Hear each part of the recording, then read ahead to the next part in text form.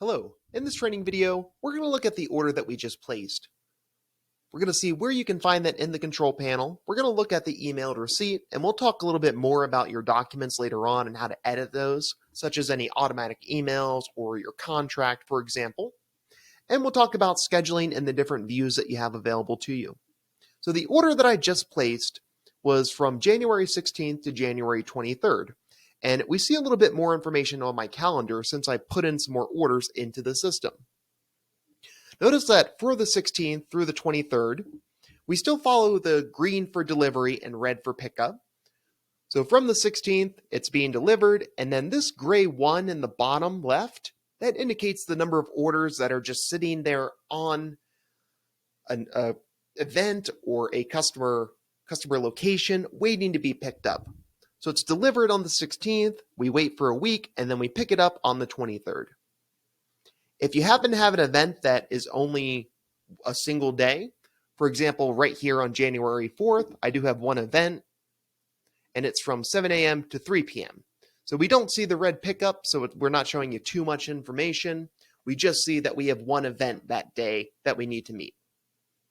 And notice that you can click on any of these dates in the calendar, and it'll take you to that day on the scheduling screen. Now, after we placed this order, we did get a receipt that was emailed out. It includes all of your business information, the customer information, everything that was in the shopping cart, and just a recap of the receipt. There are links where the customer can read and sign the contract, and also view or pay the balance. And at the very bottom, we have some receipt reminders. I know these are a little small. Definitely make sure you're placing your own test orders to check these out. But if you have different disclaimers or other things that you want to add to the receipt, that's exactly what this area is for. Okay, I'm going to go ahead and close that out, and we'll go back to our control panel. So the control panel is what you're going to be in 99% of the time. It is good to go to your online website, and occasionally place an order, test it, just make sure it's working the way that you want to. But we log into the control panel so you can view those orders, dispatch them, make any edits if necessary. So from our home screen, we have our work calendar, but most of your time is going to be spent on scheduling. When I click on scheduling, it will remember the last date that you're on. By default, if you weren't looking at another date, it'll always default to the current date. But as a best practice, make sure that you are keeping an eye on this date, because as you're scheduling and moving things around, it could just switch dates on you. So it's just something worth noting. From scheduling, we can book an order. So this is how you'll go ahead and book an order on the back end of the system. You don't want to go to your website like a customer would. We just wanted to look at the simpler example. Instead, you'll click on the book button, and we'll go through these in just a little bit. So the order that I just did with the water slide and the snow cone machine, we can see the dates. I just used the name ERS test on here. There is a link to the CRM, so that would take me to that customer's profile.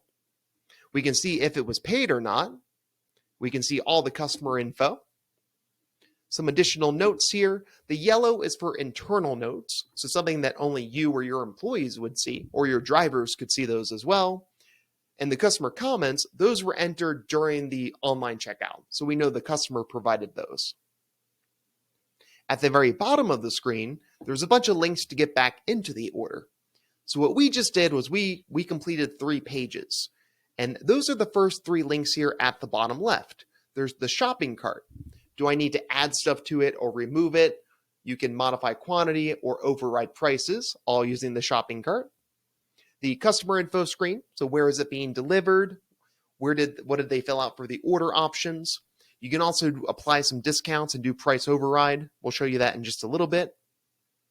And then the pay screen, which we just went through, in order to process a payment or charge a card on file.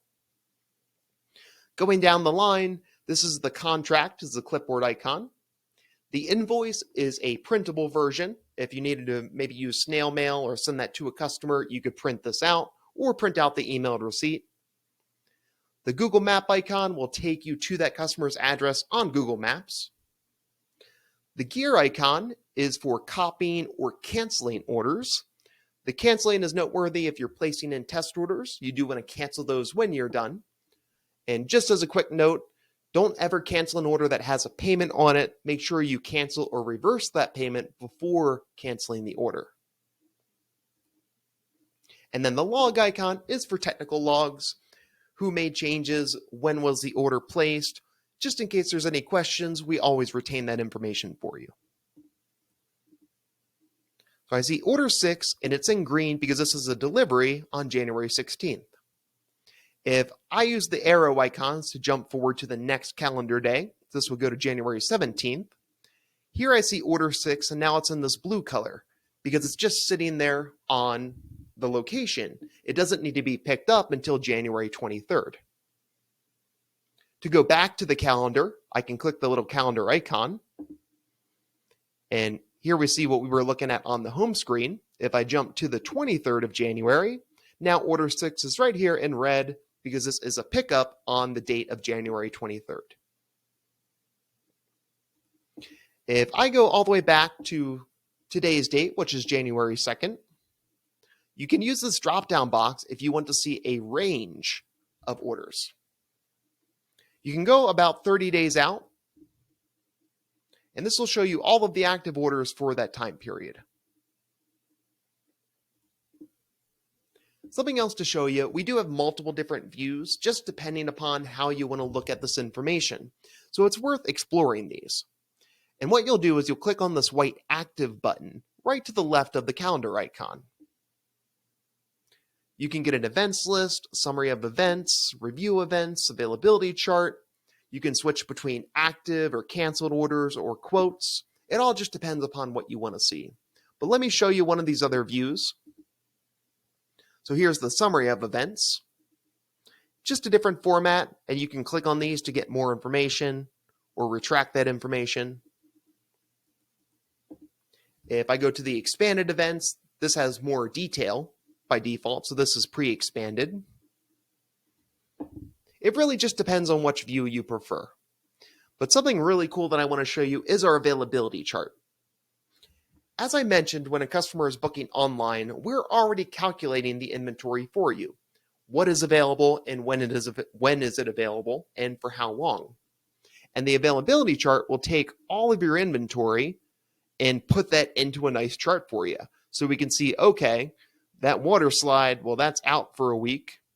This one's out for a few days. This one's out for a few days as well.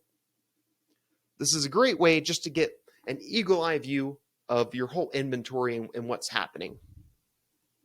And of course, you can always change the dates, or if you're looking for a specific date to see if a specific item is available or not, you can tell that all from the availability chart. So scheduling is where you're going to spend the majority of your time. You can switch between the different views depending upon what you want to look at. You'll have different information pop up, and you have ways to get back into the order in case you need to make any edits. We'll show you that in the next video. We'll go into the order, make some edits, and show you some differences between the front-end ordering and then the control panel and options that you have as an administrator. Thank you so much for watching.